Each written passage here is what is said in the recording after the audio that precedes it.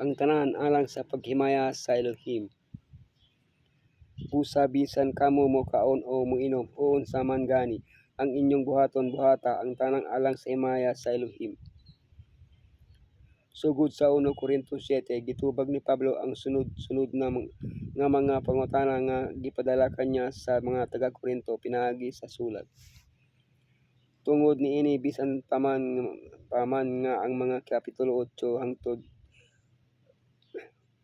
hangtod 10 nagpunting ilabina sa isyu sa pagsimba sa mga Diyos. Gisagol usab ni Pablo ang ubang mga hilisgutan nga daw walay direktang kalabutan niini.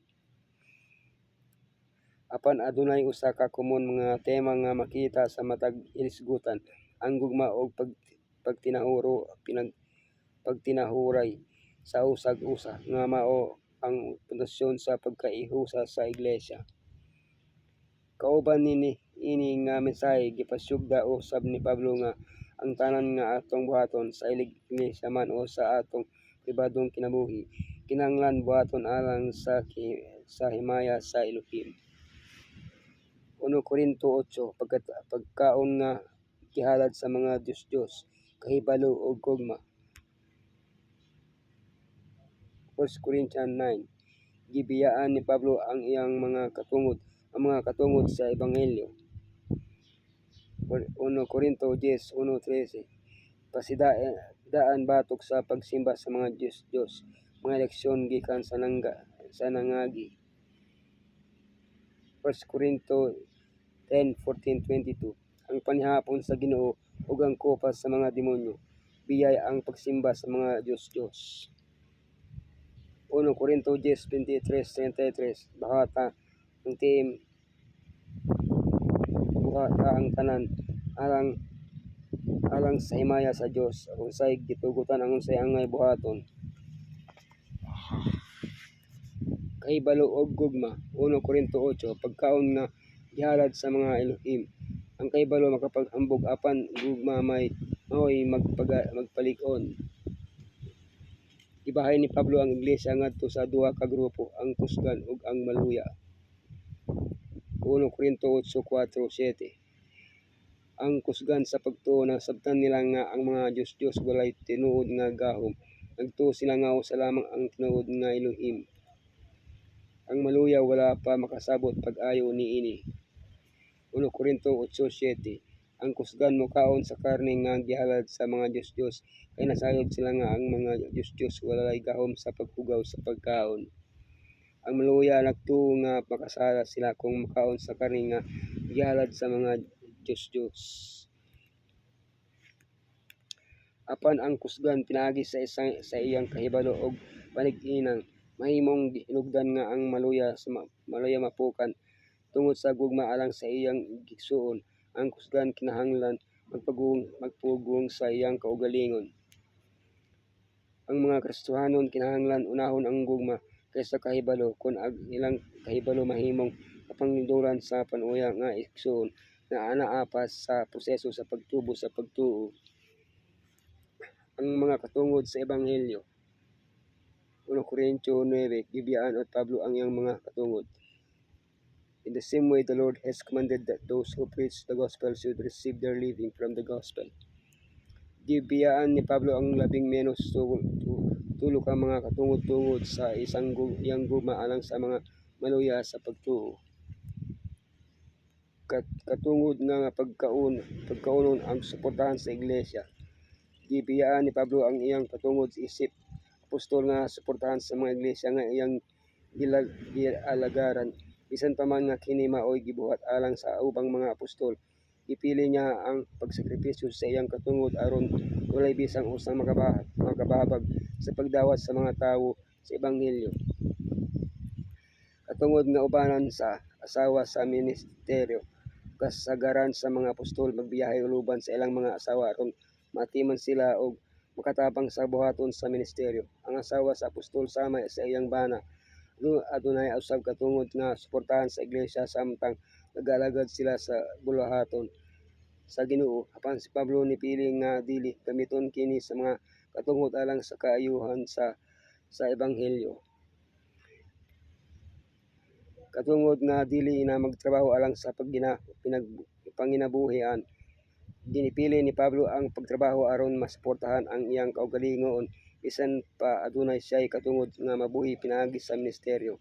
Gibuhat niya kini aron walay maghunahuna nga nangwarta siya pinagi sa ebanghelyo ug aron mahimong panigingnan sa pagkadili hakog og pagsakripisyo alang sa kaayuhan sa uban. Bisan pa nga klaro nga gitudlo ni Yeshua nga ang mga nagawali sa ebanghelyo kinahanglan mabuhi pinaagi sa ebanghelyo. Si Pablo ug si Barnabas voluntaryong mibiya sa maong katungod aron walay makababag sa pagtuo o pagdawat sa mga magtutuo sa ebanghelyo. Ang ibang panig-ingan nagpakita ng usahay ang kaayuhan sa uban mas labaw pa kaysa sa atong personal nga mga katungod. Mga leksyon gikan sa nangag-anggi. 1 Corinto 10:1-13 Pasidaan batok sa pagsimba sa mga Diyos. Ayaw kamo pagsimba sa mga Diyos sama sa gibuhat sa uban kanila. Sumala sa nahisulat ang katawhan na naglingkod sa pagkaon o pag-inom ug unya migtindog aron magsadya sa makakasalas sa mga paagi. Ang kasinatyan sa Eksodo kung sabton sa espiritual nga paagi. So sama sa atong kaugalingong kasinatyan isip mga Kristiyanon ang ilang pagtabok sa dagat nga mapula usa ka hulagway sa atong pagkisaad pinaagi sa bautismo. Ang pagkaon og ilimon nga ilang gidawat didto sa kaminggawan nagpresentar sa atong pag-apil sa balaang panihapon diin sa espiritual nga paagi nagambit kita sa lawas og dugo ni Yeshua Messiah.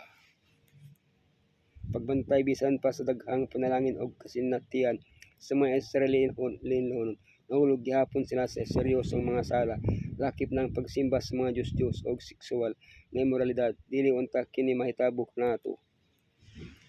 Busa ang magkunahuna nga siya mga tindog na magbantay aron dili siya sa mapukan. Biyay ang pagsimba sa mga Diyos. 1 Corinto 10:14-22 Ang panahapon sa Ginoo ug ang kupa sa mga demonyo. Busa nga hinugugma kung igsoon, ikayo ninyo ang pagsimba sa mga Diyos.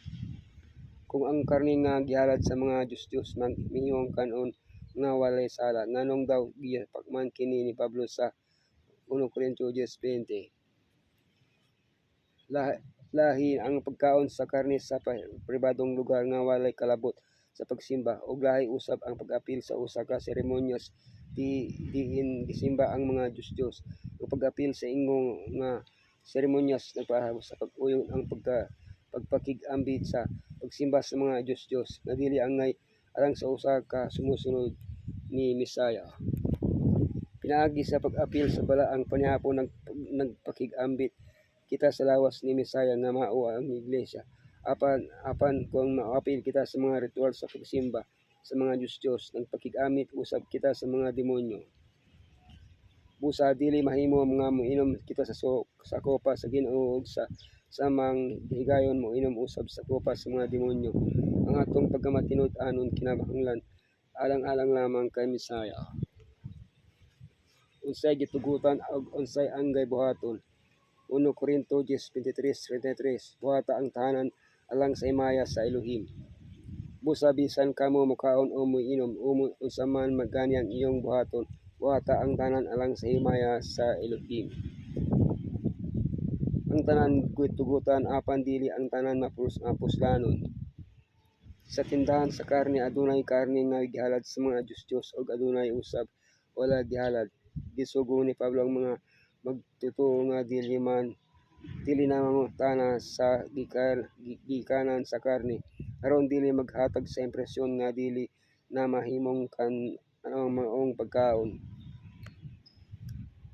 Kung ang usa ka dili magtutuo nagdapit sa usa ka magtutuo sa pagpanggaon, mahimo siyang mokaon nga walay pangutana kay alang kanya gitugutan ang tanan nga pagkaon. Apan kun ang tagbalay moingon nga ang karne ginhalad sa mga Diyos, kinahanglan nga dili na siya mokaon niini, dili tungod kay ang karne makapahugaw kundi aron dili masamog ang konsensya sa uban.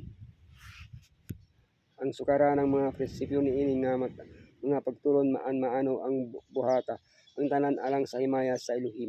Pangita ang kaayuhan sa uban dili lamang ang imong kaugalingon. Sa laing pagkasulti higugmaa ang Elohim labaw sa tanan og higugmaa ang imong sikatawo sama sa imong kaugalingon mao usab kini ang gitudlo ni Yeshua. Gipahimangnuan sa apostol ang mga taga-Korinto pinaagi sa pag-ingon ang maghunahuna nga siya nagatindog na magbantay aron dili siya mapukan kun sila mahimong magpahitas-on og mosalig lamang sa ilang kaugalingon o pagsagdan ang pagbanta og pag-ampo mahulog sila sa mabug-at nga sala ug magdala sa silot sa Elohim ngadto sa ilang kaugalingon. Giyawhag ni Pablo ang iyang mga igsoon nga pangutan-on ang ilang kaugalingon kung unsay mahimong epekto sa ilang mga pulong o ang mga buhat ngadto sa uban. Dili sila ngay mabuhat ag bisan unsang butang bisan pa kon kini daw inosente sa iyang kaugalingon nga mahimong magpakita og pag-uyo sa pagsimba sa mga Diyos o makapasakit sa konsensya niadtong mga maluya pa sa pagtuo. Busa bisan kamo mukaon o mainom o unsa man gani ang inyong buhatang tanan alang sa himaya sa Elohim. Ayaw kamo mahimong hinugdan sa kapangdulan sa mga Hudyo, sa mga Hentil o sa iglesia sa Elohim.